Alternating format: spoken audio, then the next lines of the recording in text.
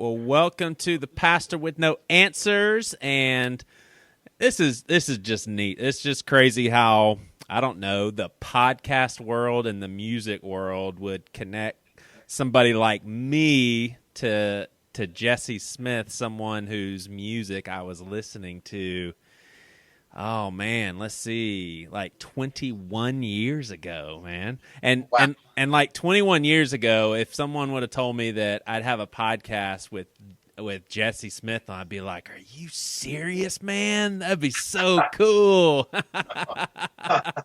But here's my question for you, Jesse. We've talked to you on Bad Christian. I think you've been on Pastor with No Answers as well. How does it feel? Because I think that we, as an American culture, we've progressed a little bit. I was talking to a Latino friend of mine, and she said that in the Latino community, there's a major stigma still on mental illness. And if you have any sort of like therapy, talking to a counselor, like people are like, "Oh wow, yeah, that person's crazy." Like how do you feel? Like how does it make you feel like our listeners are hearing Jesse Smith and he's on this podcast to talk about mental illness, depression? Like, does that make you a little squirmy, uncomfortable, or what? No, man, not at all. Because I've kind of been able to come out on the other side of it. Yeah. So, Yeah. no, not at all. I think everybody kind of deals with their own dose, but Yeah. nah. Yeah. Yeah. Cool. Yeah. It's like, I don't know.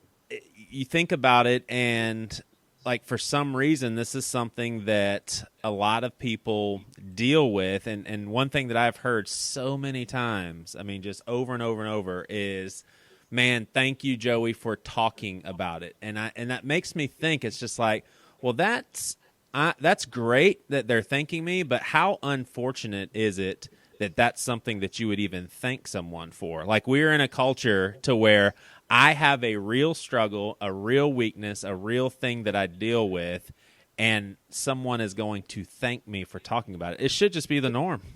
Yeah. I mean, it really should just be the norm, unless we're trying to kind of, I don't know, protect our rep and make ourselves look better than what we really are. So, your struggles seem to be something more in your past. Is there any current struggle? Like, is there any flare-ups or little things here and there that come back and haunt you today? Absolutely. Yeah. Big time. Yeah, I've had to work really hard to kind of become the watcher, of myself, my emotions, my mind. But I'm diagnosed like top tier manic, top tier bipolar, all those things. I had a pretty a relatively traumatic childhood. Yeah. And I think all of us, we all have our own lens, the way we look at the world. Right. And it just got to a point with me where it had worn itself out, man. Yeah. I was at a place where I had to do something. And you were talking about like the Latino community. For me, counseling and hypnotherapy and therapy, that stuff led me to other things like meditation, et cetera. But that was crucial, just to be able to go in and talk to somebody that kind of didn't know me, right, and know a story and all that stuff. But it's always been a struggle for me. My mind races.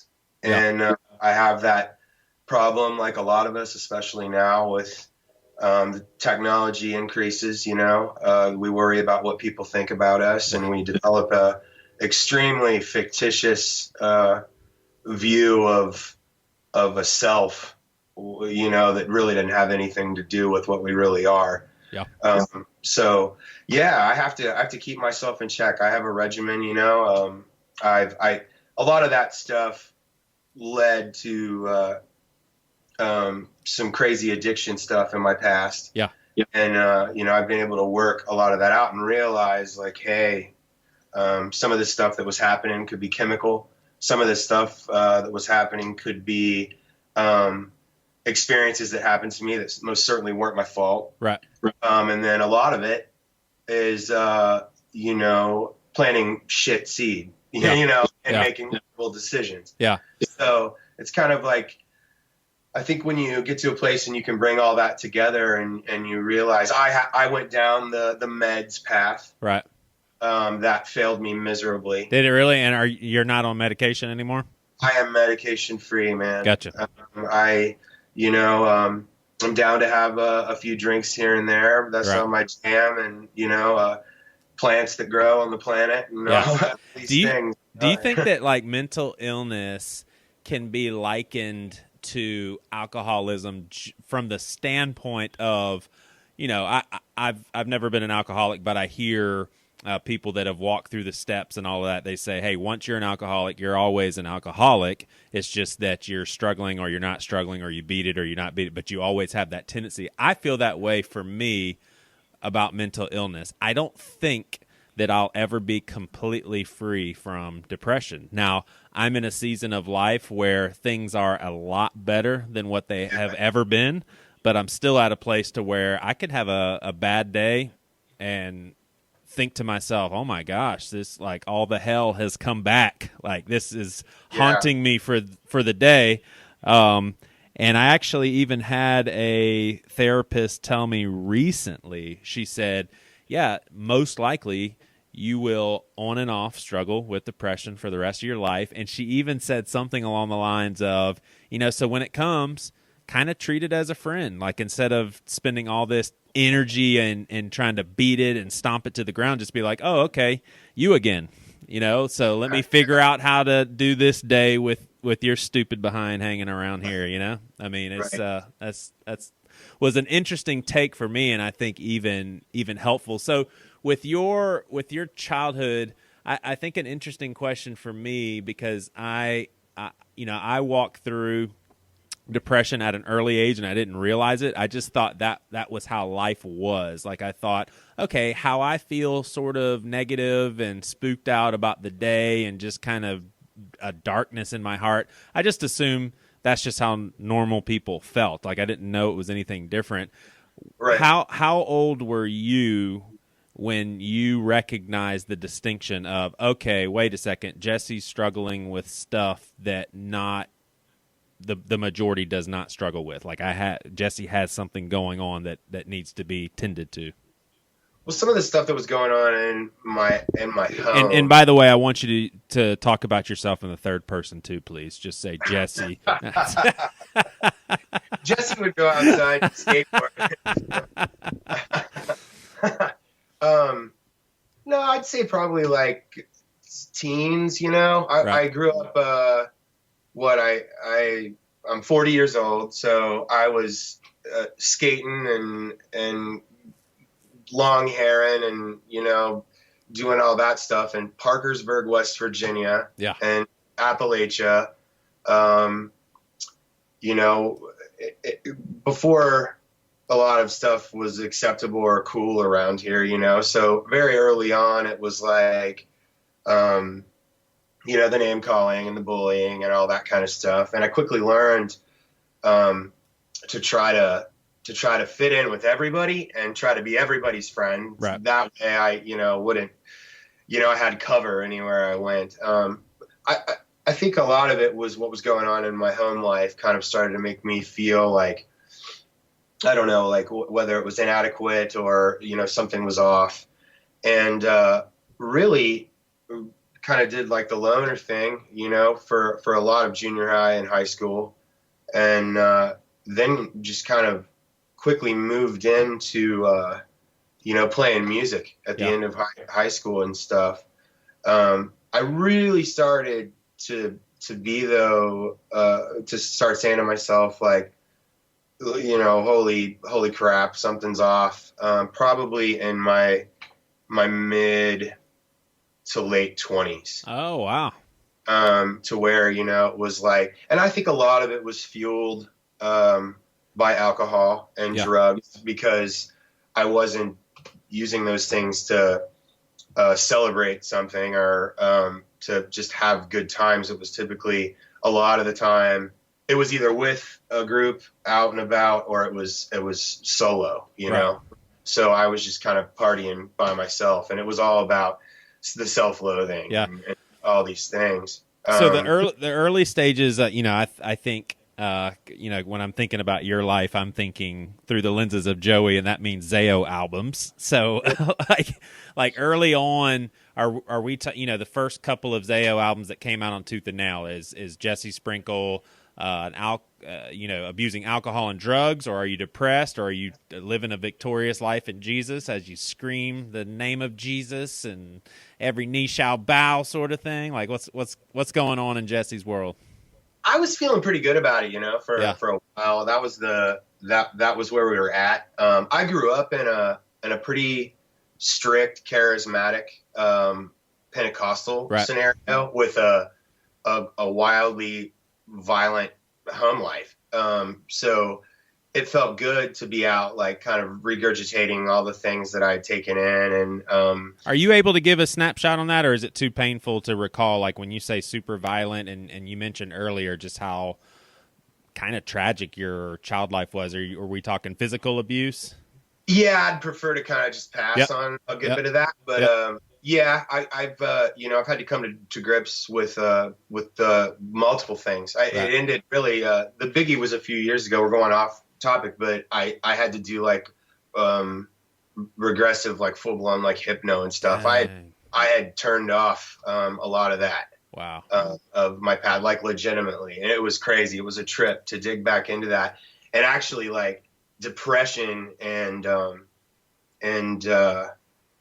abuse, like substance abuse had really led me to like a breaking point I hadn't really experienced. I mean, we've all been like, oh, I can't see the light, like, glass half empty guy, I want to kill myself, or I wanted this, or I wanted that. And it had really spiraled out to a point where it was wild, and it opened up some stuff, like literally that just like came into my head that I didn't even know. And then I really that was the first time. I'd been in and out of therapy for about 15 years, but kind of had like probably kind of a bad attitude about it, and it was more so for some crazy addiction problems, not for really trying to find what was going on.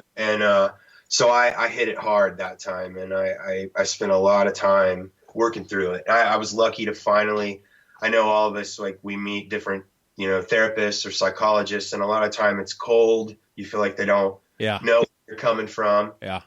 Sometimes they have to move, and you love these people and you trust them, and they have to go and you can't go. Right. So I had been through that a little bit, and I finally found a therapist and a psychologist that worked in the same office, and we kind of just all like worked together, man. And it was awesome. And that was about the same time where some other things were really kind of coming together for me, just inside, Yeah. But do you think a lot of people could benefit from, like, you obviously had some major stuff that was being dealt with specifically, but do you I'm not as familiar with like hypnosis and how that can help with these sorts of things. Do you think that that's something that can help a lot more people than we give it credit for? Like, is this something that more people should look into? I think it's powerful. I think it's real, but I also think you would want to work with somebody that you trust, and you would want to be open to a lot of guarding yourself and being open at the same time. I mean, I could see some trickster kind of stuff playing out in people's head, or like some, maybe you're not always ready to uncover things about yourself and other people. Right. So it took me probably about a year of talking about it with them before I went all in. Gotcha. But I say that to everybody. I mean, especially like alpha male characters, that have issues or whatever. They're like, oh yeah, I'm not going to a counselor, it's bullshit, blah, blah, blah. And it's like, man, I don't know. It can really do wonders for you, because you can just it's just a different way of looking at the self, Yeah. I felt the same way regretfully, I'd say the majority of my struggles with mental illness, I lived under that mindset of, no, I mean, something that would come out of my mouth is I mean, how stupid this is, but I would say, no, mine is strictly chemical. Like talking to someone's not going to help. Man, I'm not messed up. It's just my brain misfires.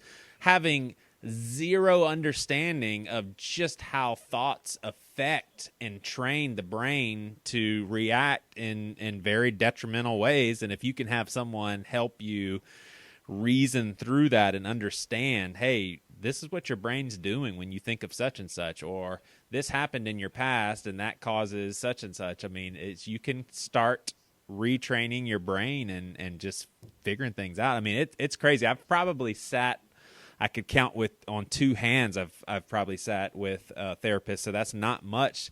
And every single time I come away with something big, like I'm like, oh my gosh, that is so helpful. Like one of the last revelations I had was with a woman here in Charleston, and she asked me, I mean, and me being a Christian, this shouldn't have taken me by surprise, but she said, do you have unconditional love for yourself? And I couldn't answer that question right away. I thought about it, and I was like, I don't think I do. Like, I don't think I unconditionally love Joey. If anything, I'm on the hot seat every single day. I'm beating myself up, and sometimes I don't even realize the heaviness of that guilt and shame I put on myself, because it's like, I guess I would liken it to a fish doesn't know it's in water. It doesn't know any different. So it's just like you get so used to your mind just tracking along in this very harmful place, and you need someone else to point that out. But I did not have unconditional love for myself. And, you know, I know that you and I aren't on the same page spiritually, but even from a biblical lens, one thing that we overlook is we're told to love others as we love ourselves. And yet you've got teachers like, you know, I'll throw out, you know, Mark Driscoll when he was leading Mars Hill Church. I mean, he definitely steered my brain in a way of, no, you suck, you need a savior, you're despicable, you shouldn't have self-esteem, that's of the devil, and all that stuff. And I'm not knocking him. I think that honestly, his intentions were good, and I think part of that message is important. I don't think we should be too full of ourselves, but very unbalanced, unhealthy perspective to not also say, oh yeah, take care of yourself, love yourself, build yourself up. You are worth something. You're made in God's image, for crying out loud. You know, those sorts of things are forgotten about. I mean, do you? So it sounds like you are, on a day-by-day basis, you're proactive in taking care of your mind. I mean, it doesn't sound like this is something that you can just slack off and be like, well, I'm better now. Every day, are you proactive to take care of yourself? Yeah, big time. I find things, you know, like this last month, I've done anything to like just kind of continue to ground myself, whether that's meditation or, you know, music. I haven't worked on a lot of music lately just because I've been busy with other stuff. So it's been a lot of hiking and, meditation, a lot of reading. I think some of the biggest stuff, like what you were talking about earlier that I thought of, you know, we don't have to accept all the thoughts that come in our minds. And I've gotten, you know, mindfulness is incredible. And when you kind of do become, excuse me, the watcher of your thoughts per se, you know, we all have crazy thoughts that come into our head and things that, you know, whether that be spiritually or just who we are, we're like, what the what did I just think? You know what I mean? Right. And, you know, so that's been a big one. And I relate to what you were saying too. Real quick before you move on, I think the word that you said, mindfulness, is just such a powerful word. And that you said just having mindfulness is a huge step in the right direction in itself. In fact, if that's all you've got, you know, obviously you would want to be able to make more progress than just being aware, but being aware is a big part of the battle. Because if you're thinking about what you're struggling with, you're no longer engaged directly in that struggle. You're actually kind of from an outsider's perspective saying, hey, I'm struggling with such and such, and I'm identifying that instead of living in it and actively engaged in it. I mean, it's a game changer. Sorry for interrupting. Oh, big time. Yeah. I think a lot of that, no matter how old you are, like what you're doing, if you're trying to run a business or you're just trying to get a boyfriend or girlfriend or, push a band or whatever, I find myself, really getting back to, social media. I find that like a lot of the time kind of feeds like weird things, and we're told, because of the technologies, we're told kind of there's an algorithm for who we should be if we log on to YouTube, Right. So I think just guarding yourself from all, different directions. And like you said, trying to kind of get back in contact, with who you are, who I am. And with that, we need to, you know, grace of any kind isn't a credit card, but Right. we need to, try to take care of ourselves and love ourselves and figure out what works for us individually Yeah. to be able, to beat those things. And I have friends that deal with schizophrenia. I have, we all do. We all have, friends that deal with weight, friends that deal with heroin, friends that deal with, what bitterness, there's a lot to work out, Yeah. whether that's the young kids or old kids like us. Right. So, Yeah. it's interesting. Yeah. But definitely the medication route and all that stuff, it really just never worked. It kind of made me feel crazy. Yeah. I stopped all that probably about 5 to 10 years ago. Gotcha.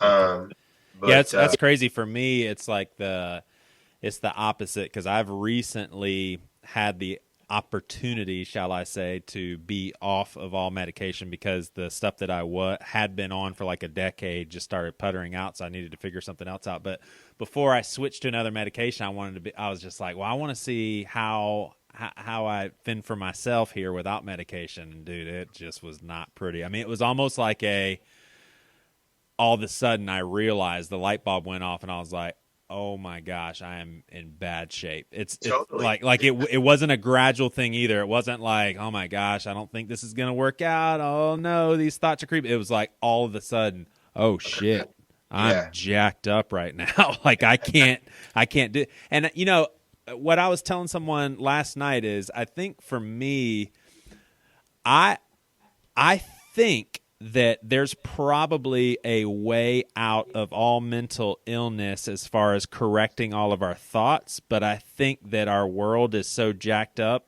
we probably don't know, and I think it's even impossible probably to be able to correct it all, because some stuff they're just so deep that we don't even really we can't really access. So for me, it's almost like, I think there's some things that I just can't trace and I just can't figure it out. And maybe I don't have time to devote to figuring my brain out. And so that's where medication comes in. I don't know.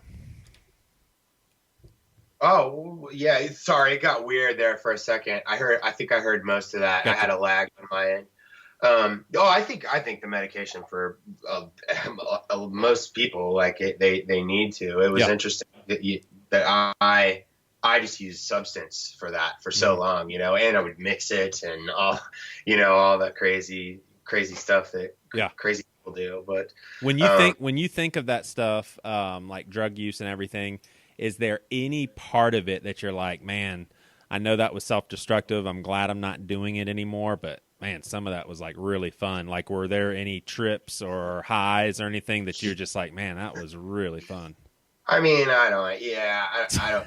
Most of the stuff I look back and I can't relate to the person that was Gotcha. That makes using sense. and doing that stuff. But for me, I mean, I brought up like addiction stuff several times because I really feel like that's how it played out, because I couldn't get a grip on where my head was at. Mm-hmm.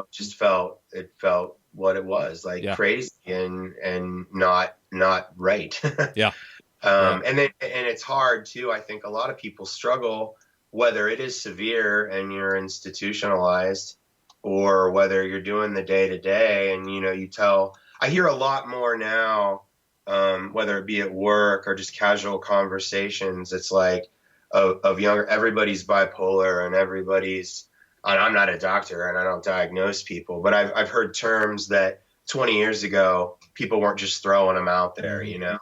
And I kind of lost my train of thought. No, that's fine. Do you have any? And this this may be a weird question, or you may be like, no, totally from one mental guy to another. Do you have any visuals where you can go back in time and remember the darkness that you felt, and you know right where you were, what you were doing? And I'll give you an example. For me, I used to work at Applebee's during college, and I remember being so depressed, but knowing I had to go to work. I would leave early to get away from all my friends, all my roommates, and I would park at a park that was near Applebee's just for like 20 minutes of delaying work, and I would just sit in the car and I would sob. Like and I was like, anybody that sees me right now, it's just, what in the world are they thinking? But it was like, I needed some time to cry before I go to work, and I would actually schedule that in. Like, I got to leave 25 minutes early so I can stop at that park and cry my eyes out before I go to work. Like, that's something that I can never shake. I'll never forget. I know exactly how it felt. I know exactly what I was seeing and experiencing. Like, do you have any of those things that you can recall and just be like, oh, I would never go back there ever? Definitely made a couple major meltdowns. Yeah. Where stuff escalated like to a point of craziness, which would lead to bad decision making. You know, for me, it was always alcohol and gambling or cocaine. Yeah. So if I would get my head around one, all the while being like mentally sick, you know, and being like, and I know when I lost my train of thought, you know, we hear these terms, you know, a lot more now, but I know in my life, you say something like, if it gets raw and you're talking to somebody, well, I'm diagnosed manic, I'm bipolar, I've, you know, but I figured it out. And it's always like, oh, well, like kind of there's this thing, especially because of the way text went and the way culture is, everybody's a little crazy because the world's batshit, you know, but especially from like my parents or, you know, whether that be a partner, it's always kind of this downplayed thing. Mm-hmm. And it's like, not even like you're looking for attention, like poor me stuff, like, oh, I feel so sorry for you. You're just looking for validation. Yeah. For somebody to understand that what you're dealing with, you know. Yeah. That's kind of what I was saying then. But definitely, man, I remember one, it was crazy, and it kind of led to like where I would head, and to the point of like, doctors aren't getting me out of this. You know, I've begged and pleaded and I've prayed and I've done this, I've done that. And it left me with a sense of the only person that's going to make any sense of this is you, like being me. Right. Like, so, it got really bad. I was on medicine. It was post-divorce. I think it was around the time that a documentary came out about a band I was in. It was brutal to see. I was living in a shithole. My kids had been moved away illegally. I was, you know, I went from, you know, feeling crazy in my mind to making bad decisions. And all of a sudden, all of my life had kind of gone away. You know, I had burned a lot of bridges because of addictive behavior. I was surrounded with people that only wanted to get faded. And, you know, my kids are 2 hours away. I went from living in a 4-bedroom ranch with 2 cars and nice stuff to living in a basement of it was crazy, you know? And, I was on something at the time. It was like Prozac or, you know, some SRI, and, drinking. And I ended up, blacking out and doing a bunch of drugs and busting all the windows out of the home in the winter. And there was a gun, and you know, it just gets to this point of like, whoa. And so I think that was like the first episode kind of thing where I realized that like I needed help. I needed to really find something inside of me that to get on a path of and figure out why I was like this, and outside of the chemicals, you know, what I was doing to feed the whole thing. And I had multiple other crashes, you know, it was like, I was like a goofball, you know, just continually sticking my hand in the fire, Right. all the while having this imbalance kind of going on in my head. And I think it's, you tell me that story, about like needing to cry. I mean, I think that's good, man. Yeah. It's like these emotional blockages that we all have, and the ideas and that we have about people that maybe aren't like ourselves, and the judgment we cast, and we we put ourselves in a lot of these boxes when we're already cornered. You know what I mean? So. Yeah. I don't know if that makes sense. Yeah. Tell me this, when it comes to the substance abuse, were you making a conscious decision that went along these lines? Like, okay, I know this is self-destructive behavior. I know long-term this is not going to fix my problems, but I'm so desperate for relief right now that I'm willing to take all those risks just to feel good right now. Like, was that your mindset?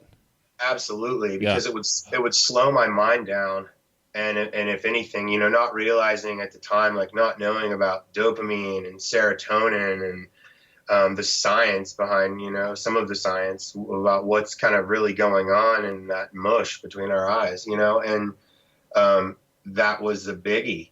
Somebody said to me, you said something earlier that the therapist had made that comment about love. One of my therapists said to me once, and it just cut me, man. I was like, whoa. And it might not sound like that big of a deal, but he said, I just really feel like you need to understand your relationship with this. And it was just like this light bulb went off in my head.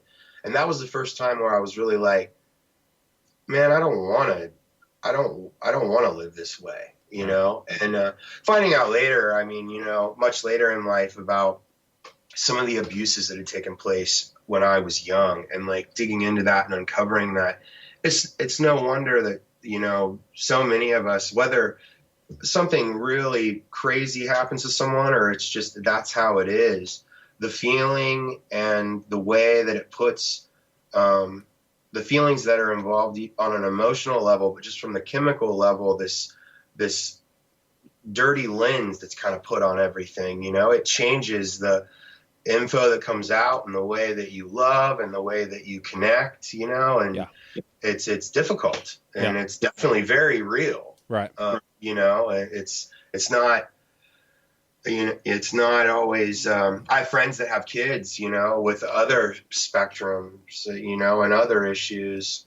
And, it's the mind is crazy. It's fascinating, man, how sometimes, we just are dealt different cards, maybe for some kind of reason, to figure something out, or to have conversations like this and help somebody that's way more in a rough spot, Right. Yeah, totally. Totally. How do you process people's minimizing of mental illness? So like I said earlier, I think we've made a lot of progress, but you still have people that are just like, come on, like just get a hold of yourself. Get a grip. Get a grip. You gotta be stronger than this. Don't let this thing beat you. And basically speaking out of ignorance, and not with ill will, but is that super frustrating? Does that make you angry? Or are you just kind of like, people are going to think what they think, and we're going to benefit from society once you can start learning that this is a real thing, but I'm not going to get angry about it. Like, how do you respond to people like that?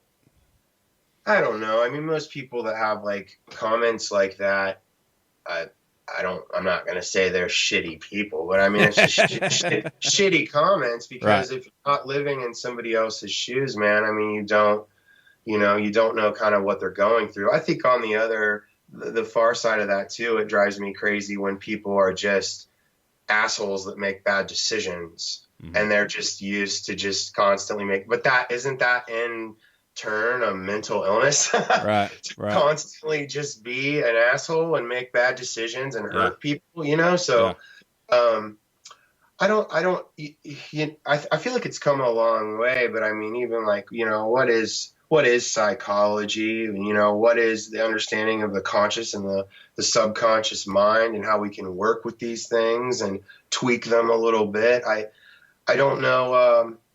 That's a tough one for me, because I'm not a doctor, and I have a maybe my own skewed viewpoint of the medical community. Yeah. As someone has had, I don't have health insurance. You know, I've been really blessed to find help through different sources and stuff. But I mean, even like working my ass off and like having, you know, being blessed enough to provide for my life and my family, it's, you know, it's psychologists, counselors, you know, all that stuff. It's expensive. Yeah. Oh yeah. You know, it's and like we said, it's hard to find a good fit. You can burn $500 to $1,000 and be more pissed off about your problems than you were before you went. Yep. So, I think I definitely know it's like a real thing, and I feel like there are things that can be done to work with it and make it give relief. But I honestly still think, do we really know that much about it? Mm-hmm. You know, I don't know. And can it be these things? Say you have a baby case, can it be tweaked by things that you bring into your life? Right. The lifestyle you lead, what you subscribe to on the phone, you know, or even your nutrition. You know? Right.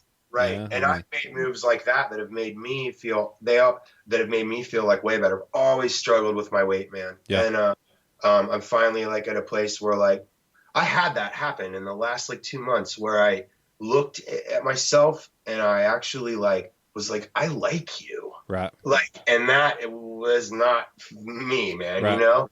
So, yeah, I think that's huge. I was vegan when I was really young, and it was really important to me. And I kind of stepped away from that, you know, and I've kind of come back to that lifestyle, and I think that's helped my overall wellness and overall being, just eating very clean. Yeah. And what's interesting, like my blood type calls for that, you know? So I feel like with a lot of things, it's like, if you know, I think it's important that once people understand like what's going on with their mind and what they're up against. I have a lot of friends, man, that have mental illness that abuse a lot of stuff. Yeah. And I keep bringing that up, but I fed a lot of that stuff, and made it so much worse with feeling like just really like confused. I've dealt with anxiety, the panic attack thing, and that kind of stuff. And then I've dealt with like manic, suicidal tendencies. Yeah. Here's a real. I've never thought about this before, but do you think so? Obviously, drugs is never the right avenue to take. But let's take your example or your life as an example. Do you think that there's anybody in your shoes that when you get through what you got through and then you look back on it, could anybody make the case to say drugs saved my life? And from this perspective, like, even though it was very unhealthy, if I didn't have that temporarily, I would have killed myself. So even though I got on this drug wagon that was going to end in destruction, at least I didn't kill myself. And then in time, I learned, okay, this isn't going well. That's probably a really weird question, but I wonder if people, and please, listeners, I'm not advocating drug use, like illegal drug use or overusing prescription medication, but I'm just saying I wonder if that got people. I mean, even if it was one night, someone's thinking, I'm going to kill myself, but instead they get high out of their mind and they survive to the next day. I don't know. That's an interesting question. That made me think about actually something else. You asked me about episodes, and it was about 3 years ago. I had another crazy experience happen, and that was the real big kick in the ass for me, and showing that mental problems and mental illness or whatnot can manifest even when you feel like you've got it whipped. Gotcha. Because we're being real here, right? I Mhm. mean, I'm not proud of this. It's disgusting, but I jumped out of a moving car that was moving 45 miles an hour two and a Dang. half years ago. I hit my head really hard, man. 2.5 years ago, so this is recent. Oh yeah, Yeah. I went out and I was judging a talent contest, and I was a judge, and I got shit faced, and there was stuff going on, and right after that, I had a massive shift in my life, a massive awakening, and I think I cannot relate to that guy, and Right. it's only a couple years later, but just it can really pop up. As Yeah. far as did the alcohol and drugs, like, is that possible? I mean, I wouldn't say that's like a good thing, Right. or like you said, or condone that behavior. But if a person is using it for their medication, quite possibly it could have twisted what could have. All of it is a mess. Right. You know what I mean? Yeah. But I would just encourage anyone that deals with like mental illness and really does have hardcore abuse problems. I mean, there's avenues that you can take to kind of find, hope Yeah. there, Totally. I just be like, back to that word. I mean, just really trying to, and if you watch your mind enough and you reject certain thoughts enough, people will be surprised. You start being like, I'm good on that beer, or I don't have to say yes, or I don't have to be this guy, or I don't have to not cuss. Mhm. You know what I mean? All Mhm. this stuff that just like, that doesn't matter. Yeah. It's not what this experience is about. Yeah. And you know, You actually said, and I think this is a very important statement, that you can't relate to that guy. And I think that normal people, and I'm using that phrase for people that don't struggle with mental illness, they can probably say something like that when it comes to, oh, my partying days in right. college, I can't relate to that guy. Or, oh, man, remember when I was so bitter towards mom and dad, I can't even relate to that. I think the game changer with mental illness is I can literally say, yesterday when I wanted to die, I can't relate to that. So we're talking 24 hours Yes. later, and you're like I remember, and I've told this so many times on Bad Christian, I remember driving down the highway, and I had 3 kids at the time that I loved dearly. I loved my wife, but I thought if one of those cars swerves over and hits me, that would be the best thing that could happen to me right now. I've been there. And I cannot relate to that. Like right now, I'm like, I cannot believe that guy would have been happy leaving his family behind. Now, did I have the balls to do it, or would I have taken that initiative? Honestly, my answer to that is I don't think I was sick enough to actually act on it, but my gosh, I wanted it to happen so bad. Just thinking about it and fantasizing about it, and it's like, that's the thing that's different between a person that doesn't have mental illness and a person that does. It's a very weird thing, like, to be in a good mood, walk up to the mirror, and you should kill yourself. Mm-hmm. Well, I mean, like, what the I was just playing basketball and I feel great. I had you know what I mean? Right. And just like, boom. And definitely. And when I say like, I can relate to the emotion of some of the places that mental illness and addiction has taken me. But I these days, I'm thankful to say I cannot relate to the behavior Gotcha. that it was manifesting, but I can definitely, I'm going through some heavy shit right now. And it's just, this has been a wild 4 months, and but I'm good, and that's the cool thing. I've developed a tool belt to understand that, in and out, man, there's a flow that happens, and cause and effect, and the vibrations we put out, and staying grounded, and kind of all that stuff is really, it's been a big help. But I never would want to downplay that, like, ooh, like, I'm okay. I do work every day to hopefully improve, but to just kind of be cool, because it gets better. But the rug used to get pulled, man, and I would just go off the deep end, like the small stuff, right. you know. And then when it's cool to now feel like I can kind of, maybe it's being with those feelings kind of observing the crazy, being with it, and then trying to process it out is kind of how I've like learned to deal with it. But it's very real. Yeah. Oh yeah. Absolutely. Well, dude, I actually really appreciate this conversation, and I think that people, if you get anything out of this, outside of the folks that struggle with mental illness, and this is just helpful to hear, to hope, maybe you see us as normal, maybe you see us as abnormal, but just two guys that have struggled and still struggle along these lines. And if you don't, feel if you feel less alone, then that's a win in itself. But just from a standpoint of, if more people are talking openly about it, then the stigma is going to go further and further away, and people are just going to understand more. And I don't think Jesse nor myself would be like, oh, I just want to be understood. It's not that sort of understanding. It's, man, as a society, we are going to be way better off when we see this in the light that it should be seen, and that is, if the brain, if the heart's messed up, then you have to figure it out through medication, surgeries, or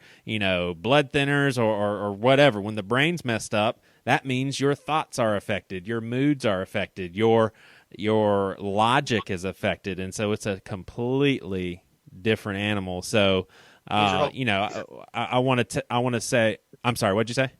I mean, when it's your brain, your whole body and being is affected. Yeah, exactly. Yeah, versus, oh, my elbow hurts. Yep. Definitely. So let me thank you for talking so openly, and also kind of like a congratulations for overcoming and persevering. I mean, that's a really big deal, the stuff that you've overcome. I don't know why I'm like in an emotional mood, but I'm getting a little choked up, man. I mean, that's like when you think about your childhood, which that stuff was not your fault, and then you take it into the mental illness that it caused. I mean, you walk through all that, man. You're on the other side, so good job. Thank you very much. And I feel really blessed to thank you for having me on. It's all about love and compassion, man, and trying to understand where everybody is coming from. And I do feel really blessed to be here, because for a really long time I didn't want to be. And I was always capable of. I raised my kids the right way, right. And pretty much everything else has been pretty difficult. But I'm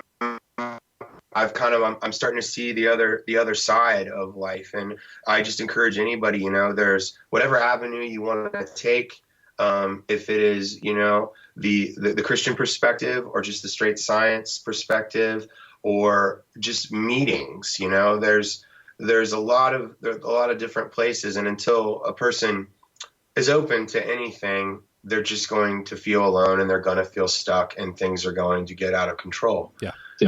So like, I just encourage anybody, that deals with these things. It's this kind of stuff you should talk about. Yeah. Absolutely.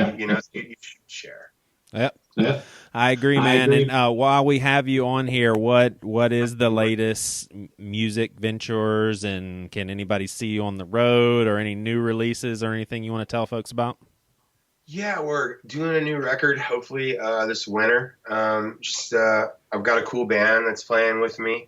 We've played a lot. We toured a ton last year, and this summer was more about kind of just not losing any money, and playing gigs that made sense. It was awesome. We played with Zayo 2 weeks ago. And this is the Holy Ghost?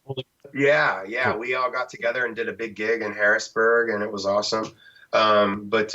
Yeah, I'm really excited. I've got a sweet batch of songs I'm ready to throw down. We're doing it with an awesome producer, working with a new label partner. So just kind of really chilling and focusing on that. Awesome. I'm not trying to like push, just like as it is, And can I add one thing about what we were talking about? Somebody said this to me once, and I think it's powerful, and I think people can take from this. I always used to say, for everybody that has experienced this or has this going on, there's somebody that has it like way worse. You get paddled or whatever. There's a kid down the road like getting whipped with a chainsaw, and I heard a wise man say once, and I try to think about this. It's very simple, but if you are like living in the past, because I feel like a lot of life experience really feeds the past really feeds mental illness, the things that have happened or whatever. But like, I think it's important to be present with that if you are depressed, a lot of the time, a lot of that is connected to the past. And if you're anxious, a lot of that is connected to the future. And really the only gift we have is like this moment. And it is a hard thing to get your head around. But when that does bring a level of relief to say, that's gone, I can't change it, my heart's right. If people can't forgive me, it's on them. Move forward, it's like, whatever, man. Like presence and being is powerful stuff. That is, man. And that's something that I'm actually in the very early stages of figuring out. And I'll give a very practical example. Like my wife and I, we are happily married, but we are working through some tough stuff. And we had a very tough conversation earlier in the day, and because of how life is, I have to go to work. She has to do her stuff. And it's like, I could either get super depressed with the difficulty of working through marital stuff, or I can enjoy my conversation with Jesse Smith knowing that I'm going to be okay, our marriage is going to be okay, and there's nothing I can do about it right now. And I know that may sound trivial and silly to some people, but for me, that is super important to be in the moment, because like you said, the anxiety is the future, and I know we're going to be okay, but it's kind of like weighing on me like, oh man, there's still stuff that we got to work through and talk through, and it's going to be hard, and her feelings are going to get hurt, my feelings are going to get hurt. And, or I, like you said, I can live in this moment right here. All we can try to do is be better, man, and hopefully grow and just shine more light. We live in a dark, sad world, and it's easy whether depression can come and go anytime. And for some people, it's worse than others. Mental illness is a real thing, and it feeds so many other avenues. But no, man, I'm just like, I'm with you on that stuff. The relationship stuff, it's been hitting me all the way. My daughter just decided to move, and that was brutal. She's 18, she's about to go to college, but she wanted to move back to go to an Ohio school. And life's tricky. And we live in very interesting times, but it's just, I just try to, it's little things, man, that help. Take a walk, learn how to breathe, close your eyes. There you go. This has been awesome, man. I really appreciate it. Awesome, man. Thank you very much. Yep. Hit us up for Bad Christian when you want to promo the new stuff. Oh, I definitely will. I would love to, man. All right, Jesse Smith, folks. I appreciate it, man. Have a good one. Awesome, dude. Take care.